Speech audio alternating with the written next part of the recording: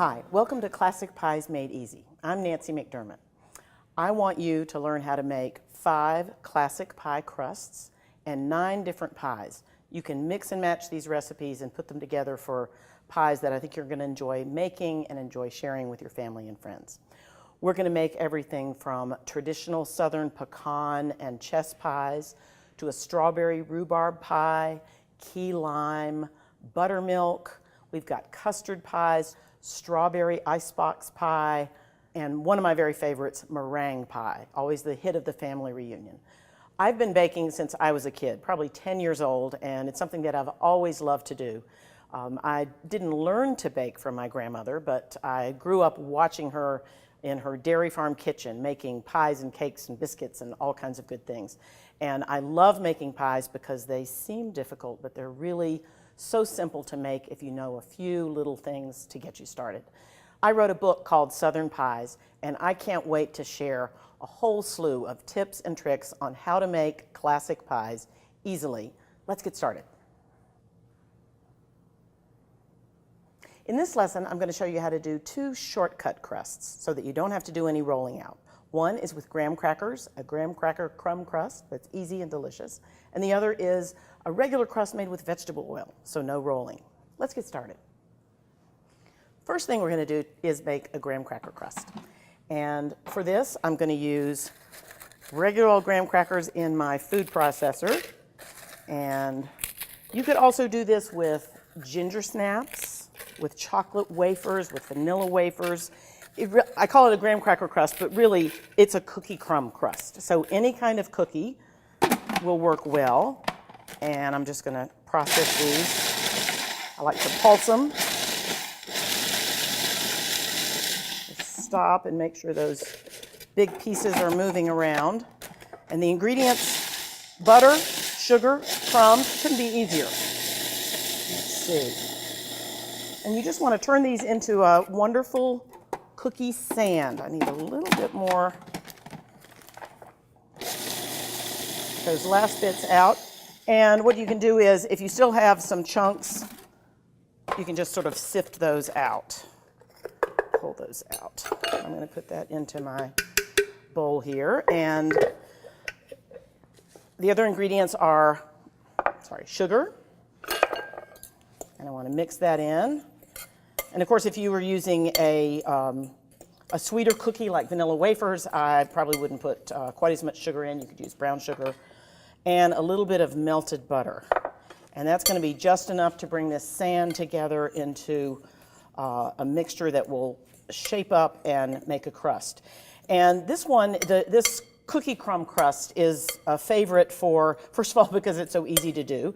And then secondly, we love it because it's great with cold pies. So I'll actually be using it with one of the chilled pies that we're making in our lessons. But you could really use it with any one. All right, so I'm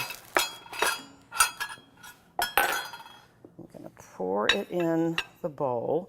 And now I've got a few big pieces here. And this is actually, this pie crust, this bowl is a little bit on the small side. So you know what? That's more than I need. This is the time to tell you that pie pans vary. So if I say a 9-inch pie crust, if you go to the store and you see a deep dish pie pan, that's going to hold a lot more than a shallow pie pan. So if you're used to, buying a frozen crust, that comes in a shallow pan. A deep dish crust is going to hold more, and I really like deep dish pie crusts for fruit pies. Where you're going to have a double crust and you want to have lots of that yummy filling. Okay, now what I like to do to make this stay put is I'm using a metal measuring cup, and I just use that to press down so that the buttery, yummy crumbs all sort of come together. And this one's got a little bit of an angled side, so I'm going to use this to go around the sides and press. You can see I've still got a little bit extra in terms of crumbs. This almost makes enough for 2 if you're using a shallow pie crust. So if I have extra, go ahead and make another one, put it in the freezer. It'll keep wonderfully. Okay, I'm going to press those all the way around. And you want to build it up a little bit, those sides. And when you bake this, it doesn't really change very much. It's not going to color, but it is going to firm everything up. And that's good. All right, and I'm going to set that in a 350-degree oven for about 6-8 minutes, just until it's nice and firm, smells good, and then you're ready to go. You, of course, want to let it cool off if you're using if you're doing a cold pie crust with it. But once it's cooled off, you can keep it for a day in the fridge or go ahead and fill it anytime. And one other way besides the food processor, old school, is to just use your rolling pin, or if you had a meat mallet, anything that you've got. You could use a can. You could use a can of beans that's not open. Just any way, put these in a Ziploc bag. Now, you don't want it to be tight. You want the air to be able to go out. But that way you can just flip it around and come up with the crumbs. It's visual, and you're done. Now, you can also be even quicker and buy the graham cracker crumbs or cookie crumbs already made at the grocery store in a box. And you can usually find a ready-made graham cracker crumb pie crust. So that doesn't get any faster than that. So come on back and I'll show you how to make another speedy crust. Another way to make a really simple pie crust that doesn't involve any rolling, that's easy and quick and uses ordinary things, is to use vegetable oil instead of butter or shortening or lard, as in a traditional crust that you'd roll out. So I'm going to use a neutral flavored vegetable oil and a little bit of milk. With those two together, isn't that gorgeous? Like this, ooh, this is like a lava lamp. But you don't actually want that effect. You want to mix it up.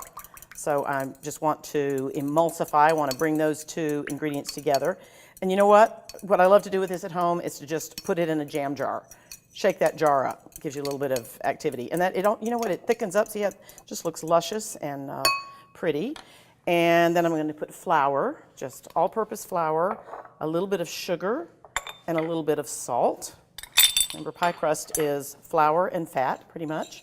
And I'm going to mix those together, get the salt and the sugar all mixed in. And notice these high-tech tools that I'm using. A fork. You have that. You can do this. You have a fork, a bowl. You can do this at home. Then I'm going to add my oil and milk mixture and just bring this together. And you're going to come up with a dough that is very,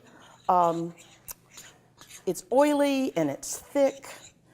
And you can roll this out. If you want to roll it out, if you want to do rolling, you can roll this out. I would suggest that you do it between 2 sheets of baking parchment or waxed paper. But what I really love about this crust is that it is ideal for using your hands. So instead of rolling this out, we're just going to press this into our pie pan. And I'm going to stop and switch to my favorite tool, my hands, and bring this all together into a nice dough thing. Okay, and that last bit, that's the thing. How do you get it all those crumbs together, everything moistened? And since I'm not rolling this out, I don't need extra flour. I'm going to bring this up here, and then I'm going to put a nice big clump in the middle, and then I'm going to distribute it around the sides just to make it easy to press it out, and I'm going to press it out with my hands.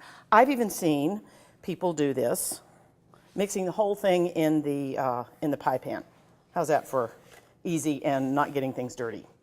But I like to do it in steps so you see where I'm going. And then it's just a matter of, isn't this like Play-Doh? Didn't you love Play-Doh when you were a kid?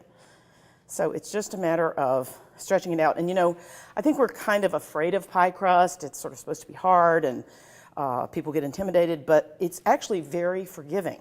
And so if you're, no matter what kind of crust you're using, if you're trying to put it in the pan and it tears or there's a hole, you can just take a little bit and press it on and, you know, cover things up, go back.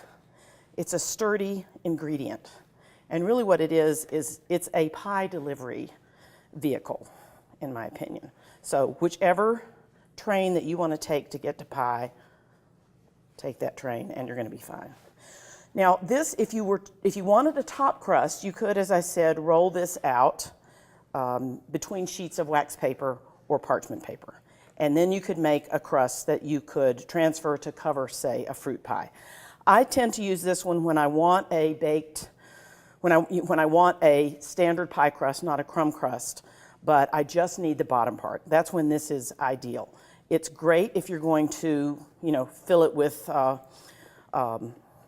beans or rice and bake it blind so that it's, you know, it's ready, that you could put in a filling where you're not going to cook the final pie.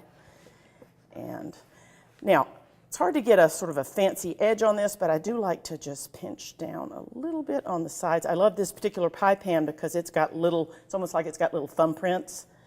And I'm just pinching these sides just to give it a little bit of design.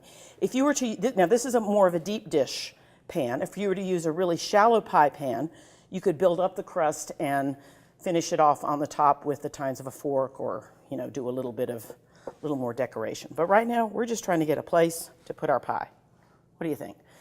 From here, you could bake it with wax paper and beans inside, or you could fill it with something like egg custard or buttermilk custard or pumpkin and go ahead and bake it right off. If you needed to save it, you could put it in the fridge and save it for a couple of days just like this. You could put this whole thing in the freezer, wrapped up tightly, and save it for a couple of weeks. So, easy. Now, how easy is that?